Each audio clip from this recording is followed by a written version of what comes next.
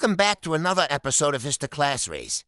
Today we're uncovering a story of courage and rebellion, a chapter often silenced in the history books, the revolt of the silenced, how NEPU as multi-ethnic activists challenged Fulani hegemony. Picture this, it's the early 1950s in northern Nigeria. For millions of ordinary people, the Talakawa, life is a daily struggle under the iron fist of emirate absolutism. The Fulani aristocracy, backed politically by the NPC party and led by the powerful Sardauna Sokoto, rules with absolute authority. For the mostly Hausa-speaking peasants, this meant humiliation, forced labor, and a future of inherited political silence. But beneath this suffocating fear, a new fire was catching. A fire lit not by one tribe, but by a powerful coalition of Hausa, NEPU, Yoruba, Igala, Tiv, Igbo, and Middle Belt activists. They united under one banner, one name that would shake the foundations of power, NEPU, the Northern Elements Progressive Union. As NEPU's influence grew, the establishment pushed back. Hard Hausa political narratives from that time speak of a terrifying development in October 1953. It is alleged that Fulani elites, aligned with the Sardauna Sokoto, supported the creation of a political enforcement group, its name, Yami Yamahakara, which translates to the Party of the Madman. Think of them as a political goon squad. Allegedly formed with one purpose, to crush NEPU. Their reported mission was brutal and direct: break up NEPU meetings, attack and intimidate young activists, defend the interests of the Fulani aristocracy at all costs, and silence any and all criticism of the emirate system. They were the street-level weapon designed to suppress this rising multi-ethnic, pro-democracy movement.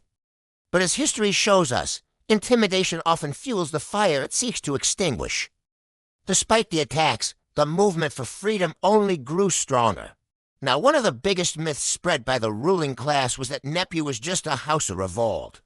That couldn't be further from the truth.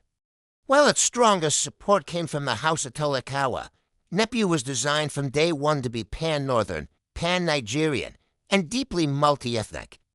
Let us go back to its founding in 1950. The 8 founders met at a simple house on a Baden road in Sabongari, Kano. Their names tell the real story. Among them were Abba Mekwaru, a Hausa activist, Bello Ijumu, from the northern Yoruba community, and Musa Bida, a NEPU intellectual. They declared that the real battle wasn't between tribes, but between justice and injustice. This made NEPU a home for everyone who was oppressed: Hausa farmers, NEPU workers, Yoruba artisans, Kanuri laborers, Igbo trade unionists, Middle Belt minorities, both Muslims and Christians, rural women, and the youth. No movement in Northern history had ever united so many different identities behind a single struggle for liberation.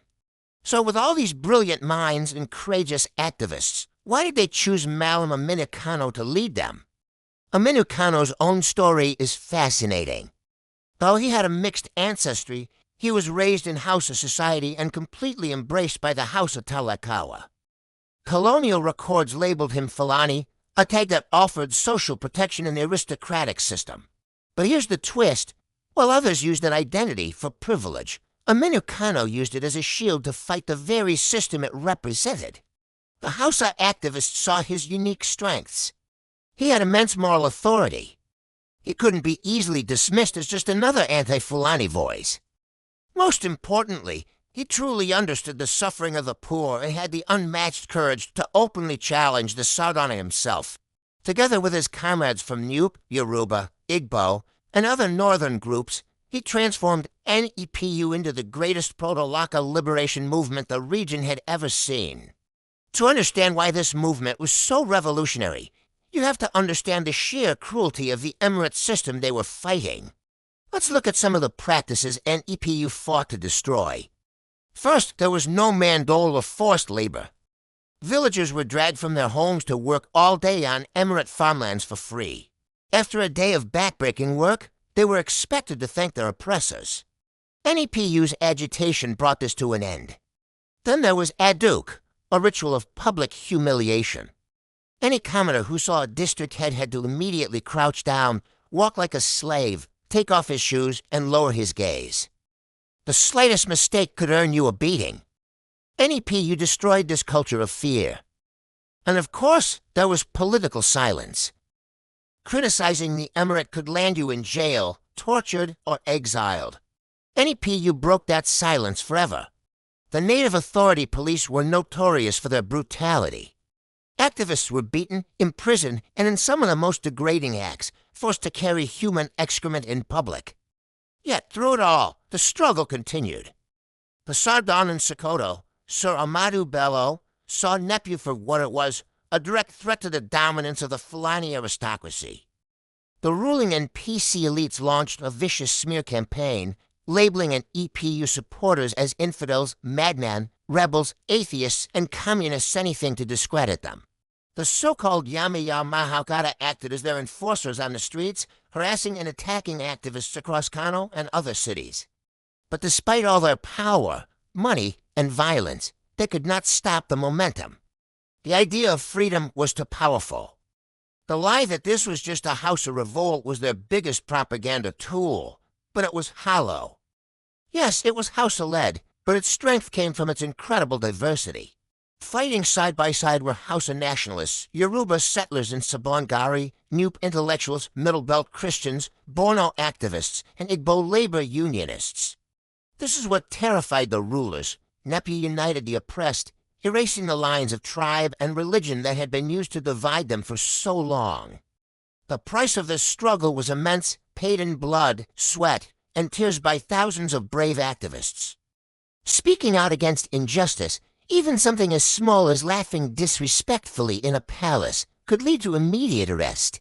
Young NEPU members were jailed for months, even years, on baseless charges. They were locked in filthy toilets and paraded through the streets covered in human waste to break their spirits. Another brutal practice was the bush labor command. Villagers were forced to walk miles into the forest to cut firewood for the emir. After carrying the heavy load back, they had to kneel, presented as a tribute, say thank you, and walk home with nothing, no food, no water, no compensation. Land confiscation was rampant. Emirs seized farmlands at will, leaving families destitute. Historical records show this pattern intensified after Fulani aristocrats took power from Hausa rulers, forcing entire villages to flee into the forests to escape enslavement and unbearable taxes. This was the system NEPU rose up against, a system of exploitation, land theft, and dehumanization. So what did all this suffering achieve? The victories of NEPU were monumental and transformed northern Nigeria forever. They achieved the abolition of forced labor. They shattered the humiliating rituals of submission. They awakened a political consciousness in millions of people who had been taught to be silent. They broke the back of emirate absolutism and gave rise to a powerful democratic opposition in the north. They empowered a new generation of young Hausa and non-Hausa activists who would go on to shape the future of the nation. From the alleged terror of the Yamiya Mahaukata to the glorious multi-ethnic uprising of NEPU, the story is crystal clear. Northern Nigeria was not changed by its rulers, but by its people. By Hausa activists who refused to be silenced. By NEPU thinkers who imagined a better world. By Yoruba settlers who stood in solidarity. By Igbo unionists who fought for workers' rights. By Middle Belt minorities who demanded dignity. It was changed by every single person who refused to bow to tyranny. NEPU proved a timeless truth that real power doesn't live in palaces or flow from a title.